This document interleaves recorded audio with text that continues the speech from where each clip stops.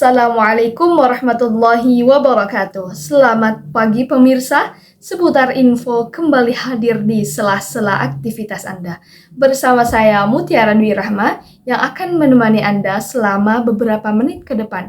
Yang pastinya dengan informasi-informasi terbaru terkait mata kuliah Teknik Reportase dan Investigasi. Baik pemirsa, di pertemuan kedua ini kita sudah masuk kepada materi perkuliahan. Namun sebelum masuk ke materi mengenai teknik reportase dan investigasi, seperti pada pertemuan sebelumnya, ada satu perwakilan kelompok untuk membawakan sebuah berita dalam arti mempraktekkan bagaimana kegiatan reportase berlangsung baik di dalam studio maupun di lapangan. Yang pada kali ini dipraktekkan oleh Saudari Ikrima sebagai reporter di studio, Saudari Rohma sebagai reporter di lapangan atau tempat kejadian perkara, dan Saudara Haikal serta Saudara Nuam sebagai narasumber pertama dan narasumber kedua. Baik pemirsa, inilah cuplikan selengkapnya. Dalam acara Banten News. Pemirsa, kebakaran besar melanda sebuah restoran di kawasan Mekarsari, Pulau Merak, Kota Cilegon, Banten. Kebakaran yang terjadi di restoran orang ini menelan korban jiwa yang menyebabkan kerusakan parah. Baik, kami telah terhubung bersama rekan kami di studio di tempat kejadian. Baik, Rohma, gimana? Bisakah melaporkan terkait dengan kejadian yang terjadi di tempat? Baik, terima kasih Krima. Saya saat ini berada di lokasi kejadian di restoran Merak, Pulau Sari, Kota Cilegon. Seperti yang Anda lihat di belakang saya, Krima, kerusakan sangat besar. Baik pemirsa, cuplikan tadi sekiranya memberikan para mahasiswa atau mahasiswi gambaran bagaimana menjadi seorang news anchor atau menjadi newscaster yang baik dan benar, meliputi intonasi suara, pelafalan teks, serta mimik wajah yang benar-benar harus dikuasai oleh seorang yang berprofesi sebagai reporter yang berkualitas.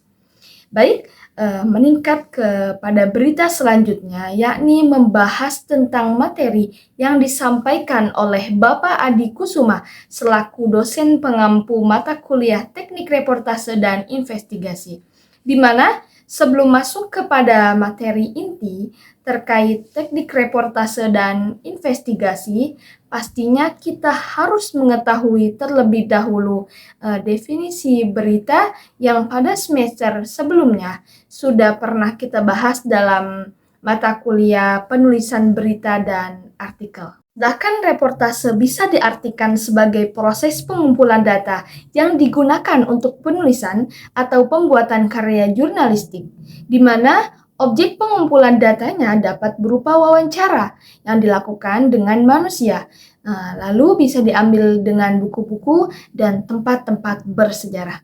Pemberitaan atau laporan yang disampaikan biasanya berisi berita yang sudah terjadi, seperti contohnya kasus Vina Cirebon adalah kasus yang sudah bisa dibilang cukup lama, namun kembali ramai diperbincangkan karena banyaknya kejanggalan pada kasus tersebut yang akhirnya diangkat kembali dan viral kembali pada saat ini. Mengulas sedikit mengenai definisi berita, di mana berita adalah laporan cerita dari sebuah kejadian penting yang bisa menarik perhatian umum.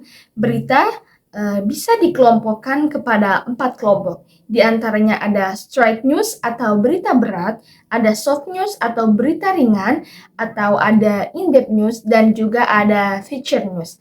Nah, di dalam berita pastinya harus bersifat aktual atau terbaru, faktual, penting pastinya, dan menarik, dan pastinya seimbang. Berita yang sedang terjadi adalah berita yang sedang hangat-hangatnya dibicarakan oleh netizen-netizen Indonesia, yakni perseteruan antara ibu dan anak Nikita Mirzani dan anak perempuannya Laura serta kekasihnya Fadel, yang masih banyak tanda tanya di balik berita itu, yang mungkin kita juga sedang menunggu-nunggu berita selanjutnya mengenai kelanjutan kasus itu. Sedangkan berita yang akan terjadi biasanya berisi tentang event-event penting yang akan terjadi, namun beritanya sudah ramai dibicarakan di media-media khususnya televisi.